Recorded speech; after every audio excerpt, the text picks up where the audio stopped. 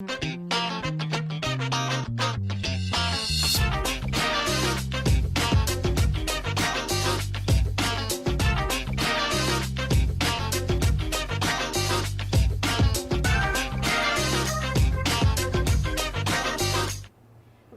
aqui, que bom que você compareceu ao nosso encontro marcado, como prometido, doutora Nairis Cartesini Sena. Tudo bem, doutora? Tudo ótimo. Ó, seja muito bem-vinda.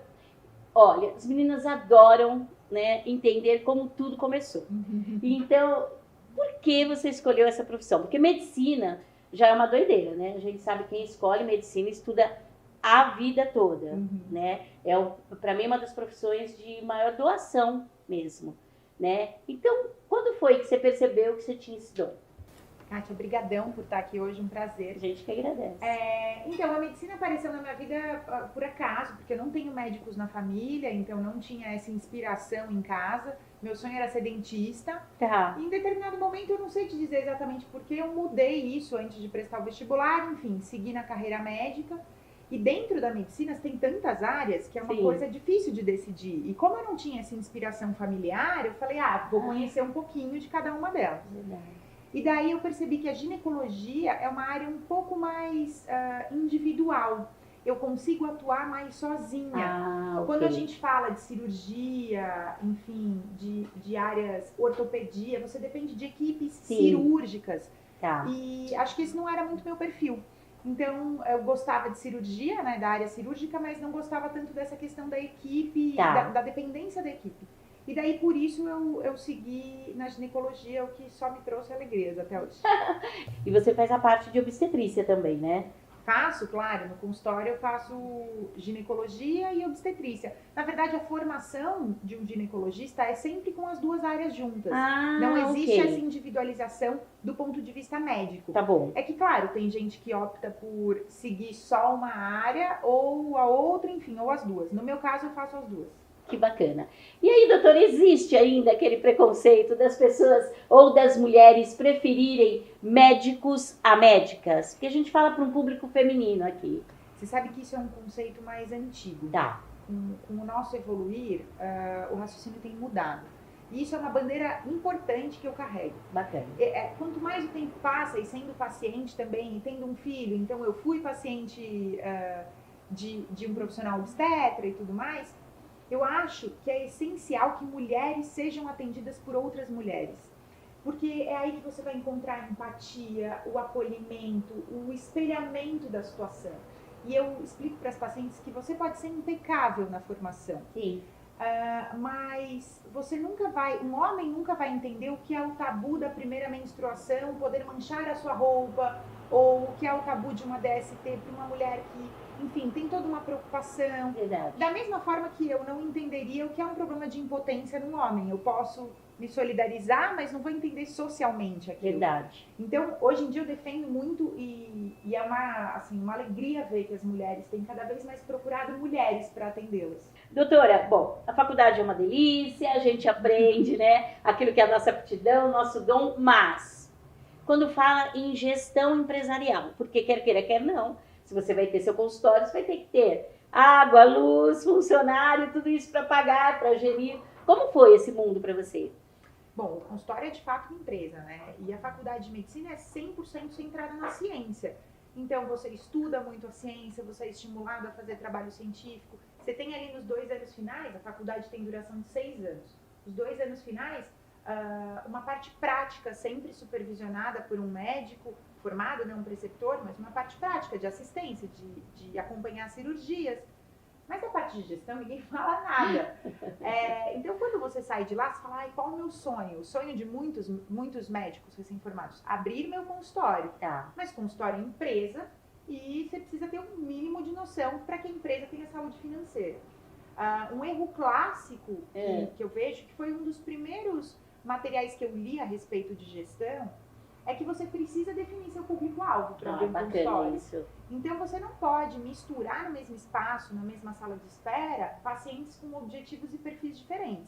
Você não pode misturar os pacientes de convênio com os pacientes particulares, porque eles têm exigências diferentes, expectativas de experiências diferentes. Sim. E até o tempo de consulta deles pode ser diferente. Entendi. Então você precisa definir de fato o seu público-alvo, qual que é o público que eu vou atender, quanto tempo eu vou ter entre as consultas, porque eu preciso E o teu produzir, tempo, claro, né? Quando você vai produzir para poder pagar todo os custos do consultório. Eu assim, acredito que, como a gente tem acendido essa chama da necessidade da gestão no meio médico, que com os anos a gente consiga incluir algumas matérias na faculdade que tenham esse perfil e que vão agregar mais conhecimento. Porque pode ser uma terrível surpresa, né? Porque você chega, imagine, depois de 6 anos estudando, os últimos 2 anos com a mão na massa, né? Você falou. Quer dizer, você chega com um desejo de fazer acontecer, de atender, né? De exercer o seu dom. E aí você esbarra na conta de água, na conta de luz. Mas como assim? Eu não sabia, né? Para você ter ideia, como médicos não têm essa prática, quando eu quis abrir meu consultório, eu ouvi de muitos profissionais assim, os primeiros 3 anos você vai rodar no negativo.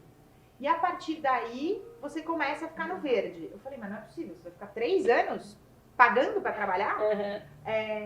E isso para mim é sinônimo de má gestão, de falta de conhecimento. A pessoa pode ser super bem intencionada. Isso, doutora. Porque quando você diz aqui no início da sua fala, se vocês perceberem, ela fala, eu fui ler, eu fui entender, percebi o público-alvo. Isso é só estudando, aprendendo e entendendo que não existe intuição. As pessoas confundem que é empreendedor por intuição. Gente, intuição, ela vem depois de uma série de experiências que você tem, o seu cérebro vai fazendo sinapses, e aí vai te falando, olha, esse caminho não é bom. Isso é que é intuição, mas você precisa errar? Não, né? Você pode ir lá, ler, aprender, como a doutora falou aqui. Olha, é muito importante isso. Outra pergunta que eu queria te fazer em geral, quando vocês saem da faculdade, que existe essa dor entre vocês, existe, de alguma forma, pessoas que já estão com esse olhar para a medicina, ou para os advogados, ou para os economistas, para montar grupos e, de repente, ajudar nessa gestão, formarem grupos que se ajudem? Isso ainda é muito embrionário. Primeiro que esses meninos saem da faculdade, eu chamo de meninos porque a gente é muito novo quando sai da faculdade, sim, com essa dor, mas sem identificá-la. Então, ele ainda está naquela ideia do sonho, naquela questão de eu almejo meu consultório, mas ele nem sabe as pedras que ele vai encontrar pelo caminho, entendi. Só quando ele as encontra. Então agora a gente tem ainda um movimento muito embrionário, alguns profissionais falando mais sobre gestão, alguns cursos pululando sobre gestão médica. Eu fiz um recentemente, assim, na primeira turma, experimental, por isso que eu acho que em décadas a gente vai evoluir muito. Doutora, eu sei que você veio aí, eu não sei muito bem a história, achei linda, gente, porque eu não sei se ela começou sozinha e depois foi para o mundo corporativo, ou veio do mundo corporativo e depois seguiu sozinha. Como que é a sua história nisso? Porque você tem vasta experiência no mundo corporativo e achei isso bem bacana. Eu saí da faculdade, comecei como esses meninos que eu falei, então fui trabalhar em posto de saúde, no SUS, em hospital privado, enfim, como empregada ou terceirizada desses lugares. E nisso eu trabalhei em alguns consultórios e eu me incomodava com detalhes da gestão, da experiência da paciente. Daí eu tive 2 movimentos pessoais. Um de falar assim, eu quero abrir o meu consultório. Quando eu conseguir criar uma reserva, eu vou fazer isso. E a outra, uma oportunidade que caiu no meu colo de precisamos de um gestor de equipe de ginecologia. Naira, vem trabalhar com a gente. E daí eu comecei a minha experiência de gestão de equipes, para mim, que fugia de equipes no começo, no SUS, no Sistema Único de Saúde, no hospital estadual. E daí, para vocês entenderem, o que é gestão de equipes médicas? É você treinar, supervisionar, orientar os plantonistas, os atendentes do hospital. Quem atende no ambulatório, quem dá plantão, quem faz cirurgia. Então, eu tinha, nesse hospital estadual, mais de 60 médicos sob a minha tutela. E daí, surgiu uma oportunidade para eu ir para uma rede importante de hospitais nacional, que tem grandes maternidades, em São Paulo, inclusive. E daí eu falei, bom, bora lá.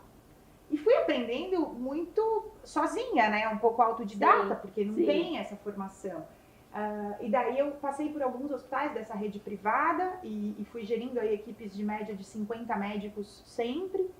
E falei, agora eu me sinto preparada, vou ter meu consultório. Nossa, uma senhora bagagem, 60 pessoas no seu guarda-chuva. A minha maior dificuldade, Kátia, era quando eu ia sentar em reunião corporativa para falar de indicadores financeiros, Sim. eu falava, oi, eu nem sei o que são indicadores financeiros, porque a gente não tem isso na formação. Entendi. E assim eu fui aprendendo, meu marido é administrador, então ele Tá. trouxe muito conhecimento, muito material para eu ler. Bacana. E daí, eu acho que pode ficar de dica para quem está pensando em ter os consultórios, o seu próprio consultório, que você não precisa de uma equipe grande, mas você precisa de uma equipe motivada, de uma equipe que entenda o seu propósito, que compre a mesma ideia que você e que, enfim, sinta que ela pode crescer com você. Sim. Sua equipe pode ser só uma secretária, tá tudo bem. Mas se ela for bem treinada e se ela entender que se ela fizer bem o trabalho dela, todos crescem juntos, Muito bom. isso é a grande diferença. Diz uma coisa pra mim, doutora.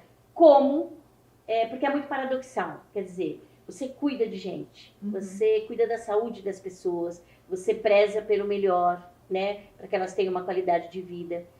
Como não confundir ou não entrar em conflito com a saúde financeira da empresa e a saúde das pessoas com a qual você cuida? Como não mudar esse olhar, enfim? Eu acho que para uma empresa dar certo, isso é uma visão pessoal, mas para uma empresa dar certo, você tem que objetivar, executar muito bem aquilo que você se propôs a fazer. Tá. E não objetivar o lucro. O lucro vai vir como um resultado. Tá. Então, se eu estiver atendendo bem aquela paciente, se eu centrar o meu cuidado na paciente, seja do ponto de vista hospitalar, gerindo equipes ou gerindo meu próprio consultório, essa paciente vai sair satisfeita. Ela vai ser o meu boca a boca, que não é o único marketing que a gente tem que usar hoje em dia, mas que é primordial. É muito importante. E ela vai trazer as amigas, a família, ela vai indicar você para as pessoas até que ela não conhece. A minha maior satisfação do mundo é quando chega alguma paciente no meu consultório, isso já aconteceu algumas vezes, e fala assim, eu perguntei de ginecologistas em grupos diferentes de mulheres do Instagram que não se conhecem. Sim. E elas indicaram a doutora Naira. Que legal. Porque é um sinal de que você está indo pelo caminho Verdade, certo, de que você está entregando o que você sem se dúvida, propôs. sem dúvida. E daí a saúde financeira vai chegar. Claro que é o que você falou, não dá para você ir intuitivamente, sem fazer conta, sem colocar no papel, mas dá para você centrar o cuidado no paciente sempre. Que legal. Agora me fala outra coisa, que aí é uma curiosidade. Em geral, quando alguém parte para a carreira da medicina, a gente pensa logo assim, nossa, mas será que em algum momento ela prioriza ser assistencial só, né? Assistencialista e não só capitalista? Em que dado momento, depois que você já está há muito tempo no mercado, então eu acredito até que você consiga me falar sobre isso, em que dado momento você reserva um tempo para que você se doe? Existe isso passa pela sua cabeça? Já é esse momento? Você esperou um pouco? Por que eu te falo isso, doutora? Porque como eu falo muito para mulheres, e algumas mulheres, principalmente as psicólogas, falar especificamente dela, Kátia, fica muito difícil pra mim, porque às vezes eu sei que a pessoa precisa, não pode me pagar, mas no momento eu tô atendendo muita gente de graça, tô atendendo pouca gente pagando. E entra naquele conflito. Eu acredito que quando lide com pessoas e com mulheres, isso pode acontecer. Passou por esse conflito contigo? Você teve esse momento de falar, meu Deus do céu, eu sei que a pessoa precisa de mim, mas eu preciso monetizar. Eu acho que isso nunca foi um conflito pra mim. Eu sempre atendi minhas pacientes com a maior dedicação e devoção. E sempre que eu entendia que elas tinham alguma dificuldade, eu me requebrava para conseguir atendê-las. Seja fazendo um retorno a mais, olha que bacana, ou me comunicando com a empresa de remédios, tentando umas amostras a mais para aquela paciente, legal. Ou enfim, redirecionando aquele tratamento que ela não poderia suportar financeiramente para algum colega que trabalha num hospital público. Então, acho que é sempre tempo de você ter empatia com o outro e acolher o outro, sem pensar no financeiro só, né? Olha, que alternativa bacana que a doutora trouxe pra gente aqui. É emocionante até de ouvir, porque é um problema que é nosso, né? Não é tipo assim, problema seu. Não, né? É sempre nosso. É um problema muito bom isso. E o bonito de ver é que elas voltam. Então essa paciente que foi pro SUS, tinha um câncer de mama, não podia tratar ele financeiramente no privado, foi lá, fez o tratamento, a filha dela sempre foi minha paciente, ela voltou, agradeceu, legal. e segue o acompanhamento, que agora é um acompanhamento menor. Então, você vê que Que a pessoa lindo. entende que você se desdobrou para Que ajudá-la. lindo, que lindo, Tura. Parabéns. Obrigada. Sempre bom, gente. Agora, conte uma coisa pra gente, né? Sempre fica essa curiosidade, porque são 6 anos falando para mulheres.